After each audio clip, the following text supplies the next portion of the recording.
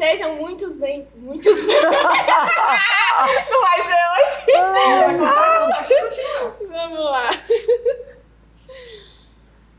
Sejam muito bem-vindos ao nosso primeiro episódio do podcast.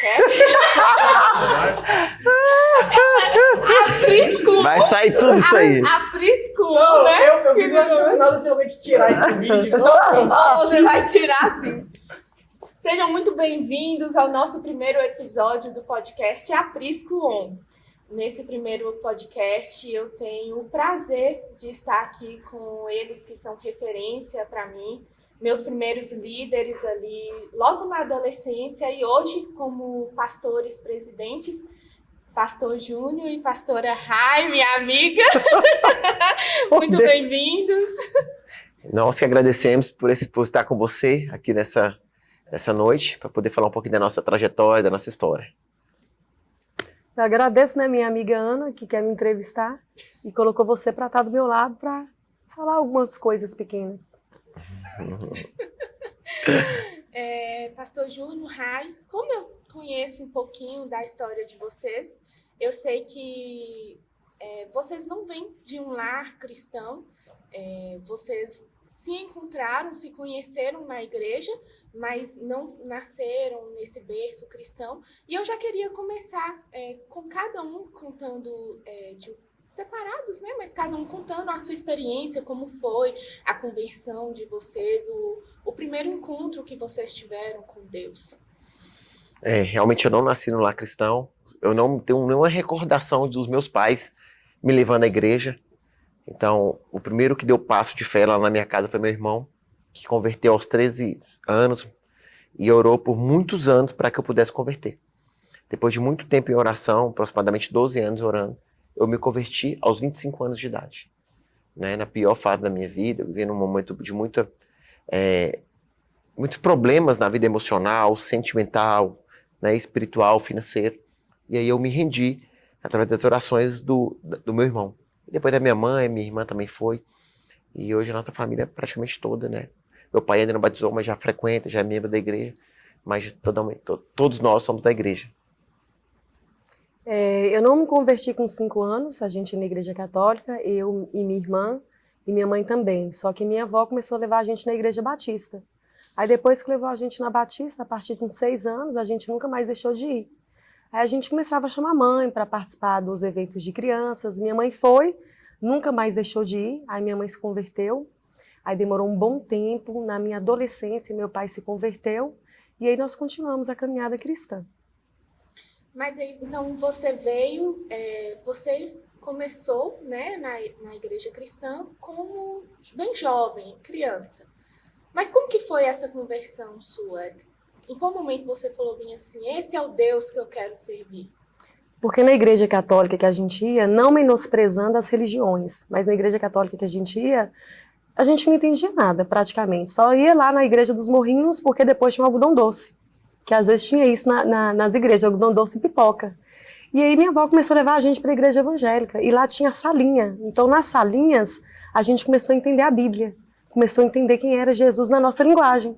Então, como atraía eu e minha irmã, a gente nunca deixou de ir mais, porque a gente entendia a linguagem. Aí, a partir desse momento, a gente começou a conhecer quem é Jesus de verdade. Então, não foi assim um momento específico, foi gradativamente que você foi entendendo ali que... Gradativamente, mas assim, para conhecer ele de fato, foi na adolescência, que meu pai ainda não tinha se convertido, teve um problema com alcoolismo, um problema com depressão. E aí a gente começou a buscar com mais intensidade, porque a gente fez de tudo para meu pai sair desse quadro de violência. Não que ele já chegou a bater na gente, mas assim, às vezes tinha uma agressividade, ele foi criado em família que não tinha amor, ele não conhece nenhum parente dele, a não ser o pai e a mãe. Então a gente começou a viver algo que já era lá atrás dele. A gente via que não adiantava a gente falar, que a gente realmente tinha que crer em Deus, que poderia transformar a vida do meu pai. Aí sim, quando ele se converteu, eu conheci de fato quem era Jesus. Nossa, que bacana. O senhor fala que quem foi assim primeiro na sua família foi o seu irmão. Como o senhor viu ali a mudança dele? Foi ou foi de alguma outra forma? Recebeu algum convite? Como foi assim específico que o senhor Eu, aceitou a Jesus? eu via meu irmão num caminho muito lindo com Jesus, numa intimidade muito grande com Jesus, uma vida totalmente distinta e diferente da minha. Enquanto a minha vida estava indo de mal a pior, a dele estava tudo prosperando, abençoada, casamento abençoado, vida sentimental.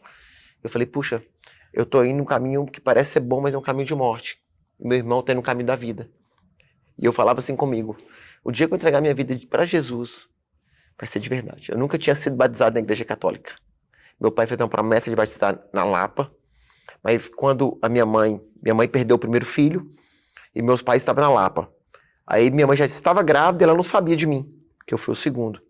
E meu pai falou assim, o próximo filho que a gente tiver vai ser batizado aqui na Lapa. E mais nunca meu pai voltou.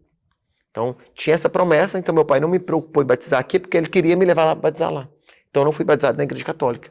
Aí, com 25 anos, eu me encontrei nesse lugar de tristeza profunda, de vida toda arruinada, em todos os aspectos, financeiramente, espiritualmente, emocionalmente, sentimentalmente. E eu via na vida do meu irmão a diferença. E eu tinha isso comigo. Quando eu entregar minha vida para Jesus, vai ser de verdade. E foi assim, foi imediatamente. Eu levantei minha mão num domingo, chorei muito. Eu acredito que eu fui liberto ali. Mais nunca eu bebi. Mais nunca eu fui na balada. Mais nunca eu me envolvi com música mundana. Mais nunca eu mudei de vida. Naquele momento de levantar a mão. Meu irmão me abraçou, eu chorei muito. E aquele dia eu acredito também que eu fui batizado. O Espírito Santo ali. Porque foi muito, muito rápido o que aconteceu na minha vida assim.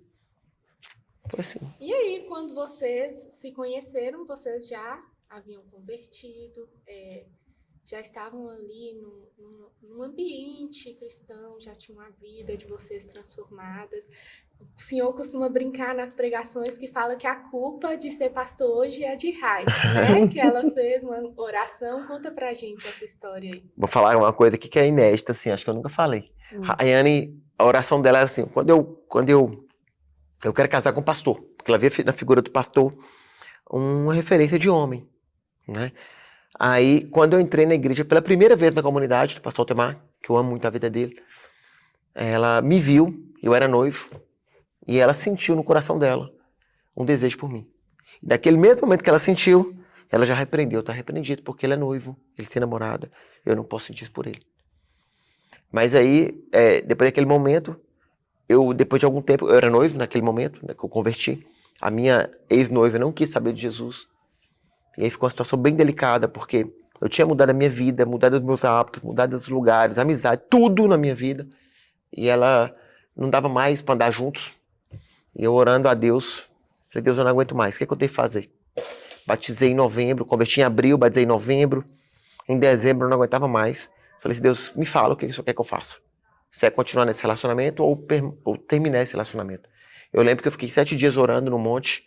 No domingo à noite eu falei com Deus assim, Deus, eu não aguento mais sofrer. Eu quero até domingo que vem uma resposta. Fiquei a semana toda orando. Chegou no domingo que vem, Deus não tinha me dado a resposta. Eu permaneci sentado onde eu estava. Falei, Deus, eu preciso da resposta hoje. Novo, convertido com muita fé. Aí veio um pastor que estava visitando a igreja de outra igreja e falou assim, Deus manda te dizer, naquele mesmo momento, que você carrega esse fato porque você quer. Eu não queria ouvir aquilo, era o mínimo que eu queria ouvir. Era a última coisa que eu queria ouvir, porque eu queria ouvir assim, Deus vai restaurar, vocês serão felizes, Deus vai usar a vida de vocês, mas nem sempre Deus vai falar aquilo que você quer ouvir, mas aquilo que você precisa ouvir.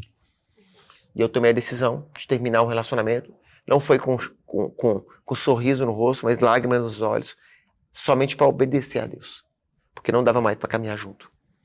Né? E foi muito difícil aquela decisão. Eu saí de lá chorando, porque eram 7 anos, tinha sentimentos envolvidos, né? E foi muito difícil, foi uma das decisões mais difíceis da minha vida.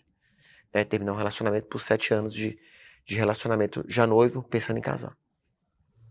E daí o senhor terminou esse relacionamento, passou-se um tempo, o senhor conheceu Rai, né? Como é que foi esse processo do namoro ao casamento? Logo após isso veio a consagração do Senhor? Foi antes? Me explica melhor como é que foi esse tempo. Eu converti em 2007, terminei em abril. Final de 2007, dezembro, eu terminei o noivado. Em abril de 2008, eu olhei para ela, gostei dela, e até brinco que Rayane é gêmeas, né? Com Riane. E eu falei, Deus, qualquer uma das duas tá bom. As duas são iguais mesmo. Até que eu aprendi, tá escrito em Tiago, capítulo 4, que a gente não recebe porque pede mal. Ou não sabe pedir. Então, assim, eu falei assim, Deus, eu quero casar com Rayane. Sem conversar com as duas, que elas eram muito tímidas. Sem conversar, eu falei, eu quero casar com Rayane. Rayane vai ser a minha esposa. E comecei a orar intencionalmente para casar com ela, para namorar com ela e casar com ela.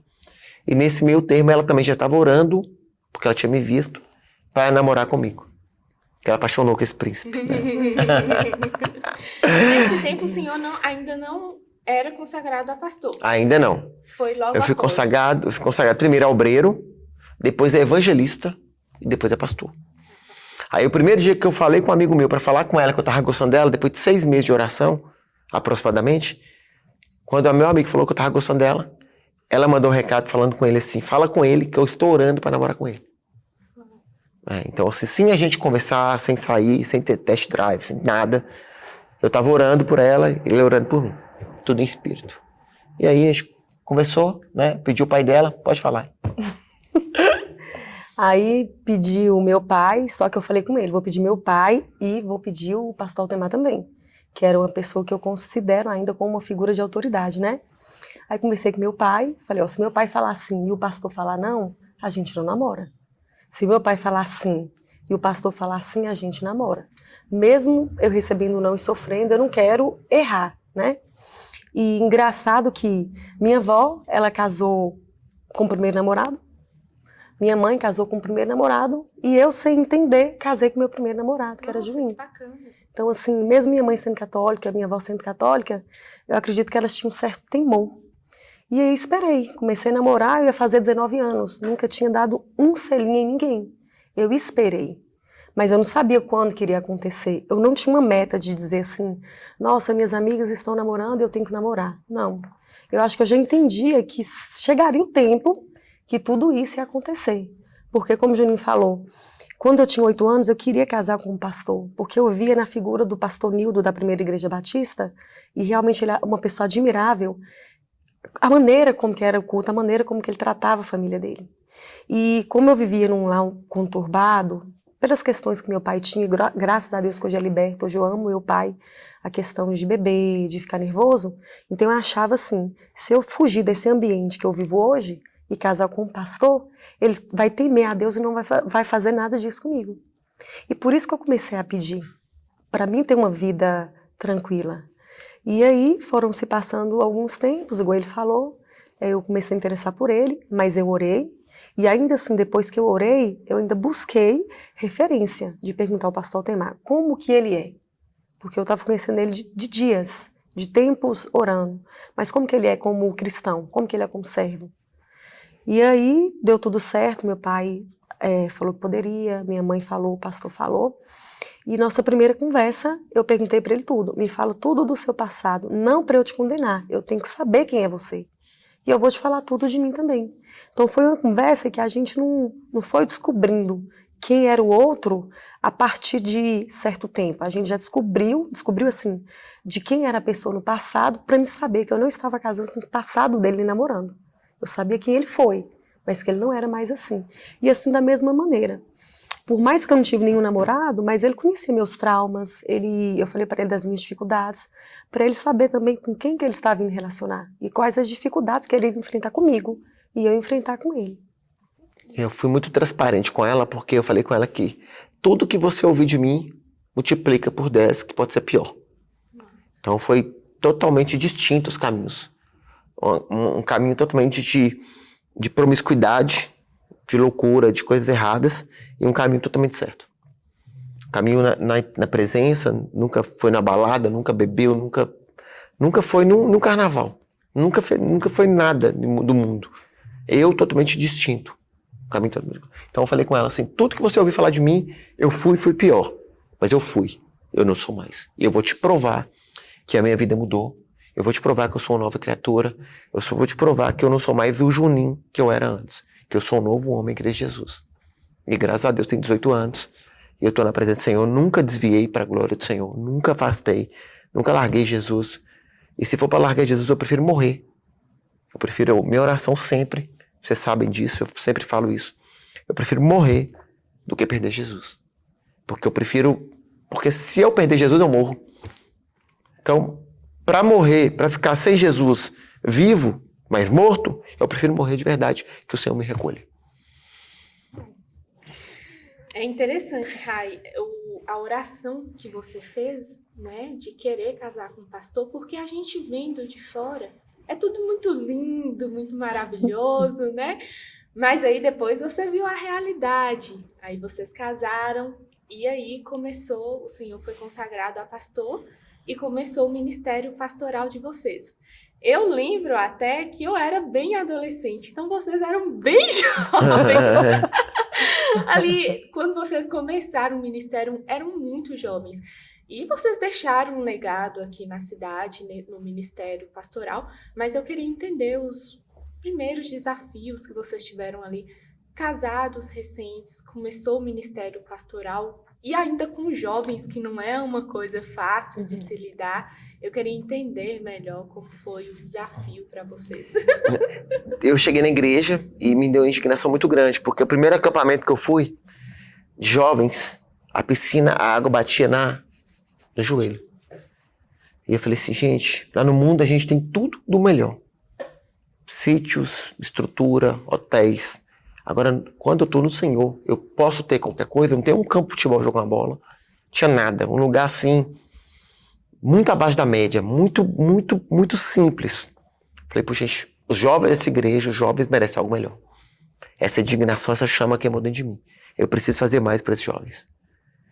E aí, eu comecei evangelizando, falando de Jesus, cuidando de jovens. Nós compramos uma caixa de som, todos os semáforos daquela época foram evangelizados na cidade de Montes Claros. E começamos cuidando, e Deus entregou esse dom de cuidar de jovens. Foi uma vida toda, 18 anos, cuidando de jovens. Né? E sim, hoje, jovens que a gente cuidava, que era menina, adolescente, hoje estão casados. A gente conta na rua, pastor, que bom. E é muito gratificante isso. Muito gratificante poder saber que a gente foi bênção na vida de várias pessoas, né, na cidade de Montes Claros. E começou assim, começou com pouco recurso, começou mais com vontade, com desejo, porque sempre a visão tem que ser maior que o recurso. Sempre a visão tem que ser maior que o recurso. Se o recurso for maior que a visão, talvez a visão é sua. Mas quando a visão é maior que o recurso, a visão é de Deus. Então, assim, a vontade era de fazer mais. E fizemos coisas inimagináveis ali na comunidade. Nunca tinha funcionado o Ministério de Jovens ali, foram 7, 8 anos, cuidando, congressos, acampamentos. Eu não sei mais nem falar quantos acampamentos a gente já fez. Houve desfiles na cidade. Uma vez nós paramos na cidade. Flash mob. Flash mob. Desfile de 7 de setembro, nós paramos o desfile de 7 de setembro, foi a coisa que mais chamou a atenção, com mais de 200 jovens ali, dançando ali nos desfiles de 7 de setembro, numa data tão marcante, tão importante para a cidade de Montes Claros e para o Brasil, né? Não, o legado que vocês deixaram aqui é não só mesmo na comunidade, o Senhor foi um dos idealizadores da onda. Então, teve muitos movimentos aqui na cidade de jovens que o Senhor estava ali no meio, incentivando, promovendo. Mas no off, vamos colocar assim, como era lidar com jovens, lidar com o casamento, com o profissional, porque ali também vocês estavam passando por um momento que estavam se profissionalizando, né, para construir a carreira que tinham. Como foi esse tempo? Foi desafiador, principalmente no início. No início é muito difícil. Eu queria viver na igreja. Eu não sabia equilibrar obra, família, né? Porque primeiro vem Deus, depois família, depois trabalho, depois obra. E quem não trabalha, aí a obra substitui o trabalho. Então eu queria viver na igreja. Então faltava tempo para ela. Então assim, eu fui muito imaturo no começo. E eu tivemos muitos problemas nesse início do casamento em função da minha imaturidade, no sentido de não gerir bem. Eu queria estar na igreja todo dia, toda hora, totalmente disponível. E isso ela me cobrava muito, e graças a Deus a gente conseguiu chegar, né? Pode falar. Eu acho que o desafio assim, maior para nós dois é porque a gente foi líder de jovens muito jovem. E um jovem falar para outro jovem, é difícil você ter autoridade. Mas a gente conseguiu lidar muito bem, mas não vou falar que foi 100%, porque às vezes tem aquele embate. Eu sou mais nova corrigindo um jovem mais velho, sabe? Então teve esse desafio de ver a gente como uma figura de liderança. Mas eu entendo também que no início a gente não sabe de quase nada. Erramos muito, mas também acertamos muito.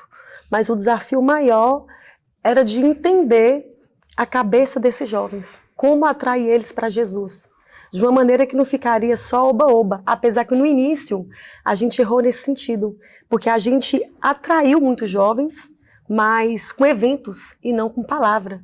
Então depois desses 18 anos praticamente, hoje a gente entende que se naquela época, apesar que a gente atraiu pela presença de Deus, né, lógico, mas se naquela época a gente usasse os meios corretos, seria totalmente diferente. Teria muito mais jovens convertidos. Mas a gente acabou aprendendo, né? Que o que atrai realmente é a palavra de Deus, não que não tenha que ter um entretenimento, tem que ter. Porque jovem também não vai viver uma vida parada, né? Mas a palavra que vai trazer os jovens para perto. E principalmente quando a gente vive. Porque a pior coisa é nós mesmos jovens naquela época pregar algo que a gente não vive. Seria insustentável. Uma hora a máscara ia cair. Tivemos diferenças, tivemos alguns momentos de TDR, porque a gente não é super-homem, né, nem super-mulher, mas a gente conseguiu administrar depois de um certo tempo muito bem. Mas no início foi bem conturbado, né? Jovem, um conselho para quem quer ser líder de jovem, e ser líder de igreja, né, mas principalmente jovens, seja de verdade. Porque as pessoas odeiam hoje pessoas que não são de verdade, que pregam uma coisa e vivem outra. A gente não é santo, a gente não é perfeito, a gente vai errar, a gente erra todo dia. Mas vocês podem ir lá na minha casa, que o mesmo Júnior que eu sou aqui na sua frente, Ana, eu sou lá com minha esposa e com minha filha. Então, se o jovem quer essa verdade na pessoa, porque ele consegue pegar coisa que a gente não consegue pegar. Eles enxergam coisa que a gente não enxerga. Aí, quando ele vê que tem uma pessoa que é dúbia, que não é aquilo que está falando, ele vai deixar de seguir. Ele vai deixar de admirar. E o que falta hoje? Referência. Falta referência de casal. E a gente sempre é muito transparente. A gente tem nossas dificuldades até hoje, 15 anos de casado. A gente tem nossas dificuldades, mas a gente nunca é falso. A gente é transparente. Né? A gente procura passar uma verdade. Casamento tem nossas desavenças, tem nossas dificuldades, mas a gente ama um ao outro e faz dar certo todo dia. E vai lutando para poder fazer dar certo. Uhum. Muito bacana. Então aí vocês passaram por esse primeiro ministério, foi bem desafiador. Logo depois veio um segundo ministério, né? Uhum. Onde que, acredito eu, que foi mais fácil, estavam mais maduros. Foi mais fácil, na questão de lidar com o jovem, mas foi um tempo muito profundo de crescimento espiritual. Enquanto o primeiro ministério a gente fez muito, de forma muito rasa, agora a gente foi para outro nível de profundidade. A família apostólica de uma igreja abençoadíssima, né? De muito conteúdo, de muita palavra, de muita seriedade, que a gente aprofundou muito no evangelho, no conhecer. Então, se for o lugar onde eu mais cresci, e nós podemos também falar que a gente ajudou muita gente também, mas também é o lugar onde eu mais fui desenvolvido, né? Para poder chegar onde nós chegamos hoje. Então, a gente é muito grato, tanto à comunidade, pastor Temar, quanto à família ID, o apóstolo Walter. Bacana. E aí veio esse segundo ministério, e aí chegou o momento que nós estamos agora. Eu sei que vocês amam jovens, é nítido hoje, até o senhor mesmo cobrando a gente, vamos gente, ministério de jovens. Então assim, a gente via a paixão que o senhor tinha, mas aí houve um direcionamento de Deus. Como é que foi abrir mão? Num lugar que já estava confortável, né? O senhor já tinha aprendido a lidar com jovens, agora mexer com outras pessoas, com personalidades diferentes. Como é que foi esse desafio? Pensou em não aceitar? Ou foi desde o princípio obediente à voz do Senhor? Quer falar? Foi o maior desafio, um dos maiores desafios, das decisões mais difíceis da nossa vida. Assim, eu não queria. Se eu pudesse, eu estaria até hoje onde eu estava, fazendo o que eu sempre fiz. Que é muito bom estar na zona de conforto, no lugar que você domina, no lugar onde você tem um controle de tudo. Mas aí Deus chama a gente para poder largar o controle, para deixar ele assumir o controle, para mostrar que ele estava no controle, que ele está no controle, e te levar para outro nível, né? Então, assim, se eu pudesse voltar atrás, eu queria estar lá. Mas hoje eu entendo o quanto é bom também estar aqui. E o quanto tem sido importante estar aqui. O quanto eu, Rayane e todos nós estamos sendo esticados para poder, em maturidade, em fé, em viver tudo aquilo que Deus tem para a nossa vida, né? E estamos colhendo os frutos já para a glória do Senhor. Então, assim, sempre que Deus quer te levar para um próximo nível, vai vir esse lugar de insatisfação, de portas se fechando, de um lugar te expulsando, de as coisas fechando, o ciclo se encerrando. E a gente não quer isso. A gente quer permanecer nesse lugar. E se a gente permanecer nesse lugar, eu acredito que a gente não vive. É igual uma lagarta quando está no casulo, né? Quando começa a chegar no ponto de ela voar, aquele lugar fica apertado, isolado, escuro, sozinho. Mas ali é aquele lugar apertado, isolado, que faz ela soltar os fluidos e abrir as asas e voar. Então, assim, tem momentos na vida que vai ser nesse lugar, que você vai ser apertado, vai tentar te expulsar aquele ambiente não serve. Se você permanecer ali, você não vai voar. Então, foi exatamente isso que aconteceu. Eu uso esse exemplo, porque se eu tivesse permanecido, talvez eu tinha morrido. É igual a criança quando está no ventre da mãe. Se passar dos 9 meses, das 40 semanas ou 42 semanas ali, tem um prazo. Se ela continuar ali, ela vai morrer.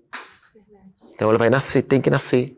Porque se não nascer, vai morrer. Então, e aí o corpo da mulher começa a ter contrações. Trabalho de parto, a ter dor. E é este lugar. Se você está vivendo isso, entenda que Deus está te levando para o próximo nível. Se está doendo, é porque Deus está te transicionando. Vai doer, vai chorar, mas lá na frente você vai se alegrar. E vai viver tudo aquilo que Deus tem para você. Ai, para você ainda um desafio maior, né? Eu lembro, eu estava bem próxima e havia uma preocupação. Você trabalhava em outra cidade, meu Deus, como eu vou dar conta de ministério? Como eu vou dar conta de casa, do meu esposo, trabalhando fora, da minha filha, que ainda é 5 anos, né? Que ela tem, bem novinha ainda. E assumir como pastora, presidente principal, um novo ministério? Para mim foi um desafio, né? Eu nunca quis.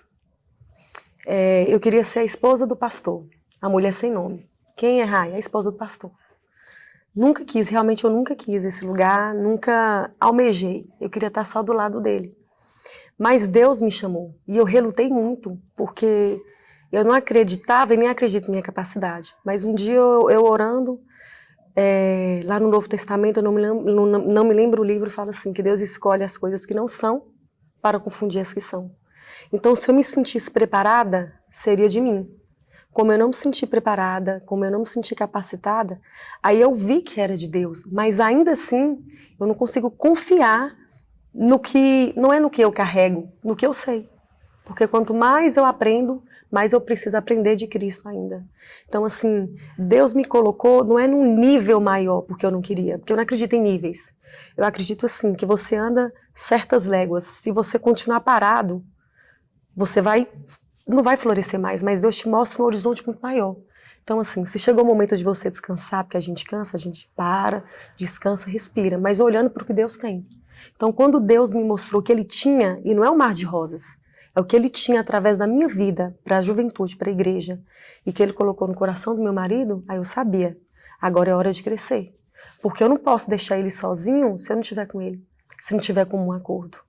Ele não seria o pastor que ele é hoje, com o contato que ele tem com as pessoas, se eu não acreditasse no que Deus colocou na vida dele, porque eu não estava acreditando no que Deus colocou na minha vida. Porque eu sou a adjuntora, eu sou conselheira, eu tenho que estar do lado. Se eu não estiver do lado, se ele cair, quem vai levantar? Se ele tiver dúvida, quem é que vai conversar com ele, ser uma conselheira? Isso.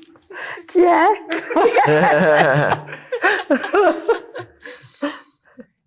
Nós tivemos até recentemente o seu reconhecimento, né, pastoral, mas acredito eu que já vem o ministério já desde lá de jovens, mas quando a gente se fala e que foi bem a pregação que foi feita no dia, né, da sua consagração, é sobre esse preconceito que ainda tem sobre o chamado pastoral para as mulheres. Sim.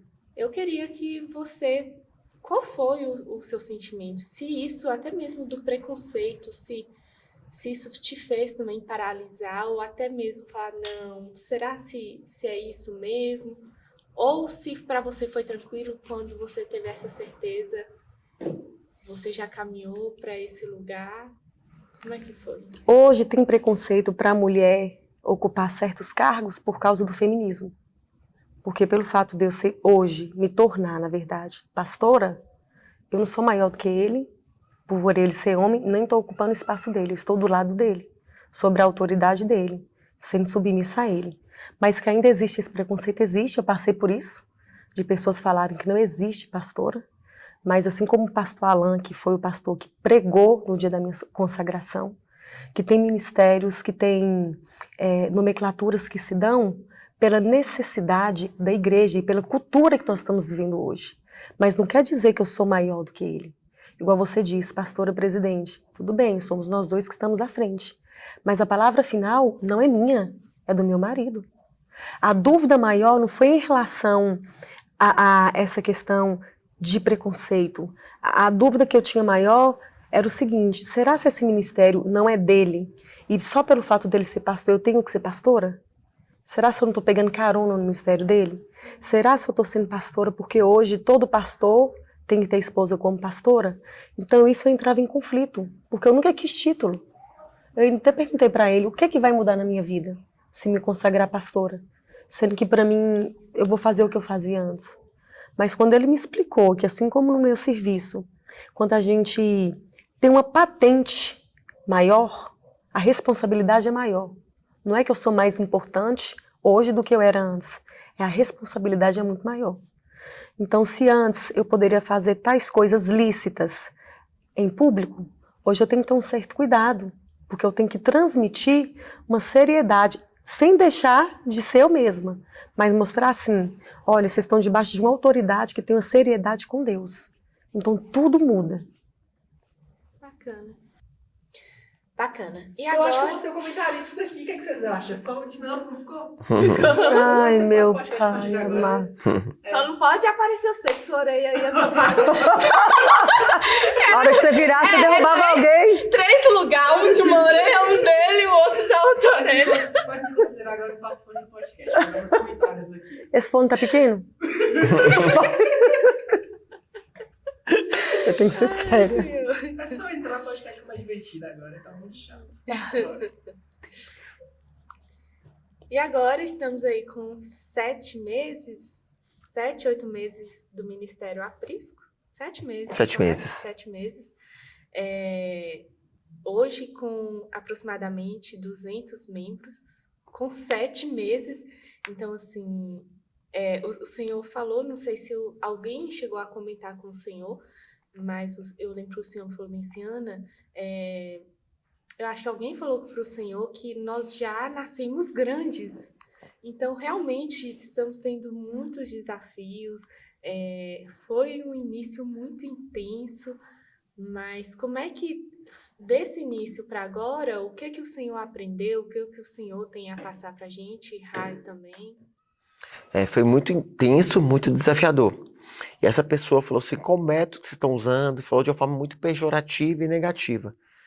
Né? Vocês nasceram grande. Eu falei assim, não, você não viu como era lá no fundo de casa. Eles não viram quando Felipe Moura, Laísa, Anthony, Bruna, Marquinhos e Carol foram lá em casa. Esses três casais, né? 6 pessoas foram lá em casa e começou a ministrar na sua vida que a gente não podia parar. A gente não queria estar aqui. A gente talvez poder estar em outra igreja, em outro lugar, né? Mas não queria estar nesse lugar de ter uma igreja, de nascer uma igreja. Isso é muito desafiador. E aí começamos a fazer os cultos ali em casa, foi instantâneo, as coisas começaram a acontecer. E aí ele me perguntou, o que vocês estão fazendo, qual método estão usando? Eu falei, não tem método. O dia que tiver método é meu. O dia que tiver uma fórmula é nossa. É Deus que está trazendo as pessoas, Deus está trazendo gente. Né? Eu sou muito tranquilo com isso, que não tem uma mensagem minha, nenhum telefone de ninguém. Você que eu poderia chamar, vem congregar conosco. Não tem, né? Então, assim, estou muito tranquilo, porque eu tenho a minha consciência muito tranquila, que eu não falo mal de outros líderes, não falo mal de outras igrejas. Pelo contrário, as pessoas são livres para poder congregar onde quiser. Se as pessoas estão aqui é porque elas querem estar aqui. Elas sentem bem estar aqui. E isso é nosso, cuidar das pessoas, amar as pessoas, acreditar nas pessoas, dar oportunidade para as pessoas, né? Incentivar as pessoas a crescerem. Tem sido um tempo que o Senhor mesmo fala, né? Deus está nos esticando. Deus é esticando. Quantas coisas aprendemos, né, de lá para cá, quantos desafios superamos, mas em tudo é Ebenezer, né? Ebenezer. Até aqui o Senhor nos sustentou. Amém. Primeiro mês, Ana, que cuida também do financeiro, tá aqui. Falou assim, tinha tanta coisa para comprar, e aqui tudo nós temos do melhor. Nada aqui vou comprar meia boca, vamos comprar algo assim, mais ou menos. Não, tudo é do melhor. A cadeira, nas condições que a gente tem, é a melhor. É da Tramontina. O som, nas condições que a gente tem, é o melhor.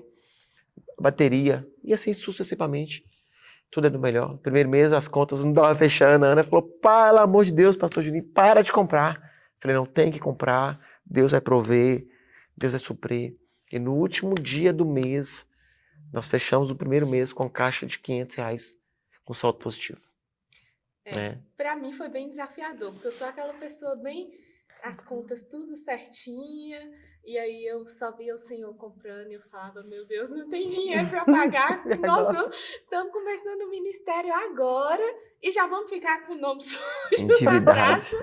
Eu falei, pastor do céu, não tem dinheiro, olha aqui. Eu acho que eu cheguei umas 4 vezes no Senhor, falava, pastor, para, eu não tenho dinheiro. E o Senhor falava, Ana, precisa. Deus vai prover. Deus vai prover. Vamos Bora. comprar, estamos precisando, Deus vai prover. E eu aprendi muito com isso, essa questão da provisão do Senhor. É claro, temos que ter toda uma organização, mas entender que em tudo Ele provê. Tudo Ele provê. E foi isso. E a gente está vivendo isso, né? Já temos o CNPJ aberto, já temos tudo transparente, não tem nada aqui, nenhum voluntário, ninguém, nem a gente não é remunerado pela igreja. Todos nós somos voluntários, fazemos com muito amor, né? Tudo de forma transparente. Se alguma pessoa que é membro aqui, que é voluntário, quiser ver a prestação de contas, pode procurar a Ana e olhar. Não tem essa dificuldade. E mostrar aquilo que não é um recurso meu nem de Rayane, é um recurso da Aprisco, da Igreja do Senhor. Né? Então, é isso. Né? Rai, tem alguma coisa a acrescentar? Igual o Juninho falou, a igreja, a gente não abriu uma igreja. A igreja, ela nasceu. A gente abre comércio. Se você abrir um comércio, o que for, ele vai fechar. Mas se algo nasce, ele vai nascer para crescer.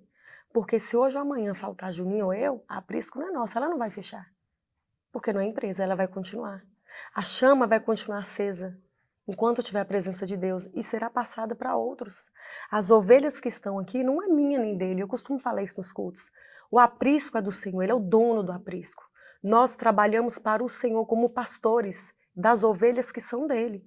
Então não tem essa questão de falar, nossa, a minha igreja, olha para você ver com pouco tempo a quantidade de membros que tem. Não, olha a igreja do Senhor, está crescendo, e eu digo da Aprisco hoje como igreja. Não que eu sou contra a campanha, mas o que atrai não é uma campanha, o que atrai não é um entretenimento, o que atrai é a palavra de Deus. As pessoas têm fome da palavra de Deus, têm sede da palavra de Deus. E o que mais assim me impressiona hoje, nesse pouco período de tempo, é as pessoas virem conversar com a gente e falar, minha vida foi transformada nisso. Eu estou indo casar, meu casamento estava acabado, meu filho estava nas drogas. Isso alegra o nosso coração. E pela estrutura que o Juninho falou que nós temos aqui, nos alegra muito mais um testemunho do que a estrutura que a gente tem. Eu sei que com as condições que a igreja tem hoje, nós temos tudo do bom e do melhor. Mas não adianta ter uma estrutura totalmente completa se você não tiver dentro da igreja do Senhor a palavra, que tem que ser muito mais completa do que a questão estrutural. Então eu acredito que Deus é um Deus muito perfeito. É aquela questão de unir o útil ao agradável. E aí quando une o útil ao agradável, aí você sabe que você está no caminho certo, que você está na presença do Senhor, seguindo aquilo que Ele quer, sem enxergar lá na frente, mas sabendo que do outro lado você vai cantar a vitória. Sem conhecer o processo, mas sabendo que a gente vai chegar do outro lado. Então assim, chegamos onde que a gente quer? Ainda não. Chegamos onde que o Senhor quer? Ainda não. Mas a gente está caminhando. A gente não está parando. A gente está seguindo. Eita glória! Cuida de sua vida. Sabe demais. Ana, tá pra ouvir sua barriga roncada aqui. Mentira. Sério, vamos ter que Mentira. ensinar comigo. Você podia cuidar de sua vida. Eu ouvi. Não vai dar pra mostrar porque eu vou tirar os ruídos na edição depois, mas a barriga dela tá roncando. Você podia guardar sua língua na sua boca. Vocês estão vendo, gente, que é Rayane de verdade? Essa daqui do final, tá? A do início até agora, eu não sei bem, não, mas Ele tá fazendo gracinha. Deixa eu te falar. Eu tenho bipolaridade. Eu tenho receituário. Eu sou plena. Eu sou plena. Eu só uso marca. Eu sou uma donzela. Vai, pode falar. Okay. Não, ela que entrevista você. Então é isso. Que momento bom foi esse aqui com vocês. Conhecer ainda um pouco mais da história até chegar aqui hoje na Aprisco. Agradeço de coração. Eu sei que a vida de vocês tem sido muito corrida, mas para ter tirado esse tempinho, tá aqui com a gente. Obrigada, Rai. Obrigada, Pastor Juninho. É o primeiro episódio de vários e com toda certeza vocês vão voltar. Até um spoiler que nós vamos ter várias temporadas. Então eu não vou continuar aqui. Vai ter outras pessoas apresentando, né? Graças a Deus. Acredito que nós vamos ter que mudar também. Com certeza. A nossa produção. Com certeza. Tem um melhorzinho, não? Meu Deus do céu. Inclusive, se você quer participar do Ministério de Podcast, Alguém com experiência aí, estamos precisando que Vinícius está dando muito trabalho, gente. Principalmente com a orelha pequena. Muito obrigada a você que nos acompanhou até aqui, que escutou, que acredito que vai ter muita gente limpando casa, lavando louça, até mesmo escutando do carro, mas aí que deu essa atenção. Obrigada a todos vocês e tchau, tchau. O que foi que você fez essa cara que me desconcentrou Eu ia toda? falar que limpando casa e eles são mulheres que eu Essa parte tem que cortar, né? Que cortar? Uai, a pessoa tá ouvindo o podcast, ué. A pessoa tá ouvindo fazendo as coisas. Vocês têm investidão, de Rayane tá pra baixo. Ai, agora eu vou comer. É sério, deu pra escutar bastante. Deus, Minha sua barriga barriga roncando. roncando.